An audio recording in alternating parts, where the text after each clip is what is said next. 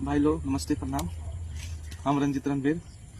आज बारिश का मौसम बा, बहुत तेज बारिश आ जाएगा 2 घंटे से। तब मन कैला सा कुछ खाए के, तब वह जाते हैं कांटे बाजार पर कुछ खाए। देख लो मछली मिलता है कि मीठा मिलता है कि मुर्गा मिलता है, ये तीनों चीज में से कुछ आई। अब जाते हैं कांटे बाजार पर, तो उदी का नजारा दिखाते हैं। चलो ठीक बा। ये देख लो भाई लोग कांटे बाजार है। तो भाई हम आगल बानी कांटे बाजार से गरन मछली ले, तो मन कर दिला ऐठा के ऐठा लग गई। तो ऐठा ले लेनी 200 रुपया केजी बेचारा कहला। तो भाई 1 केजी दे दो। तो देख लो ऐठा है देबा, देख लो ऐठा 200 रुपया केजी दिला सब। अब अगला बना था तो वो लोग को दिखाओ तने।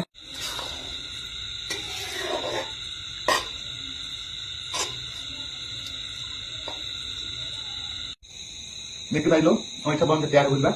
अब खा के बताओ तनी कैसा टेस्ट बा ऐठा। बहुत मस्त है ऐठा। ऐठा का जोर नहीं था, ऐठा वाला सीजन वाला बहुत मस्त लगता है। चलो ठीक बा, प्याज लग दिलो। धन्यवाद।